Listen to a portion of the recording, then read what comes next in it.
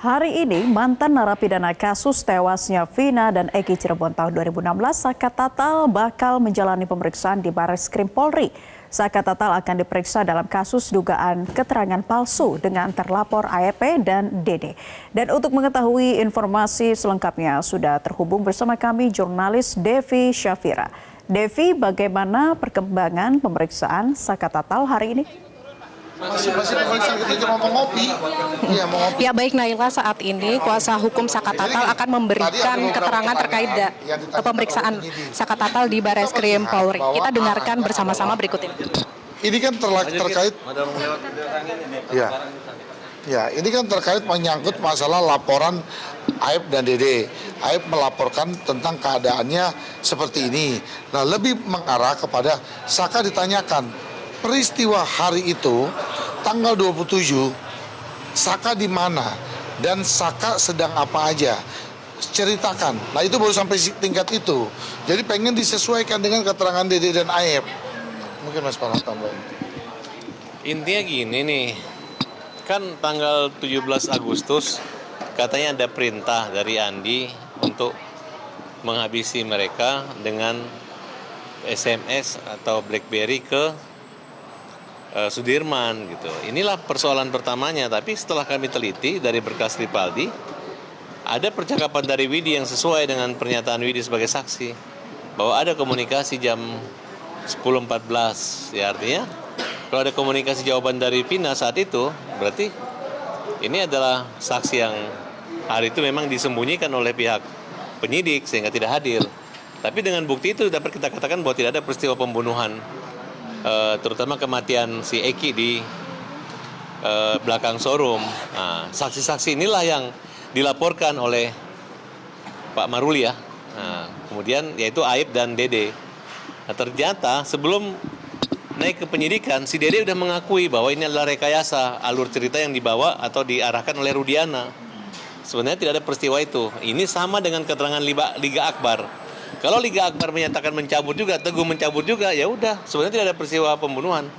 Nah, kembali kita menghimbau kepada pihak kepolisian untuk rekonstruksi kembali, kemudian dikonfrontir antara penyidik-penyidik yang olah TKP di Jembatan Talun, di belakang showroom, dan penyidik laka lantas dari Polsek Talun yang menyidik atau yang mengolah TKP dengan sempurna. Nah, sehingga awalnya dokter forensik atau dokter visum di Rumah Sakit Gunung Jati itu berdasarkan surat pengantar adalah kecelakaan tunggal. Nah, sekarang dengan adanya kecelakaan tunggal itu, kemudian ada kecurigaan Rudiana yang datang ke Polsek, katanya motornya nggak hancur banget, tapi rusak. Nah, kemudian dia bertemu dengan Aib dan Dede. Nah, disinilah mulainya kebohongan-kebohongan itu. Kebohongan-kebohongan inilah yang sangat mendasar dan menjadi 7 terpidana dihukum seumur hidup dan dituntut hukuman mati. Nah, kemudian anehnya lagi, jaksa tidak menghadirkan mereka di pengadilan. Nah, kemudian dari kalimat potongan video, Aib mengatakan, Dede mengatakan dia dilarang, diarahkan tidak oleh Rudiana. Kemudian percakapan Aib dengan seseorang yang dicurigai adalah Rudiana, dia menyatakan, Pak, saya kan dari awal nggak mau sidang. Nah, berarti sini adalah kejahatan dalam kejahatan. Nah, ini adalah perintangan penyidikan itu di sini. Jadi tidak menutup kemungkinan kalau Dede dan Aib tidak jujur, nanti akan jadi tersangka yang memberatkan itu adalah si Aib karena Dede dah. Dan Dede akan ringan sekali karena dia mengakui. Dan ini adalah saksi-saksi yang nggak akan dihalangi atau dilaporkan lagi. Jangan ditakut-takutin. Pihak Polda juga jangan menakut-nakutin Dede seolah-olah dia merusak penyidikan ini. Tidak. Justru menurut hukum dan keadilan, orang-orang yang seperti ini yang harus dilindungi. Selama beban dia akui dan siapa yang menyuruh itu yang melakukan yang akan dikenai pidana. Tapi kalau dia menutupi penyuruhan, ya nanti yang akan berat adalah Aib sendiri. Jadi kami mengimbau Aib, sebelum kamu diproses penyidikan dan kebohonganmu terungkap, lebih baik kamu mengaku saja bahwa kamu sebenarnya tidak melihat, makanya kamu nggak datang di persidangan, makanya hakim hanya mengcopy paste pernyataan-pernyataan kamu, dan karena kamulah Aib, 7 pidana ini mati dihukum seumur hidup sampai sekarang gitu. Bang, tolong dijelaskan lagi dong Bang, tadi Bang. Lalu tadi penyidik juga menyampaikan, artinya bahwa kita lihat ya, kalimat dari tadi penyidik bilang, apakah Saka tahu siapa yang menyuruh Dede dan Aib berbohong. Masalahnya kan Saka nggak kenal dengan mereka. Saka baru tahu kan timbul adanya Dede dan Aib kan di peristiwa sekarang. Karena Dede dan Aib di persidangan 2016 pun juga kan tidak hadir. Nah, yang paling penting adalah ini kan pembunuhan berencana. Pembunuhan berencana itu ada 340. Mau hukumannya ini hukuman yang luar biasa. Urgensinya apa sih penyidik ketika 2016 sudah mempersiapkan Dede dan Aib itu mereka di BAP di bawah sumpah, tidak harus hadir di pengadilan. Nah, ini yang tadi kami juga utarakan, urgensinya apa? Kalau misalkan bahwa ini peristiwa terjadi pembunuhan yang berencana kan harus dihadirkan untuk mengungkapkan semua peristiwa itu, ya. Jadi penyidikannya ini tidak sempurna. Jadi hasilnya juga tidak sempurna hukumnya. Jadi hukuman seumur hidup bukan hasil sempurna. Yang sempurna itu adalah bagaimana mereka bebas. Bang, jelasin lagi dong Bang hubungannya antara percakapan Widi dengan Vina di 215 dengan Abang meyakini bahwa tidak ada peristiwa pembunuhan itu, Bang. Kalau di keterangan di BAP itu kan mereka kematian Eki kan jam 21.30.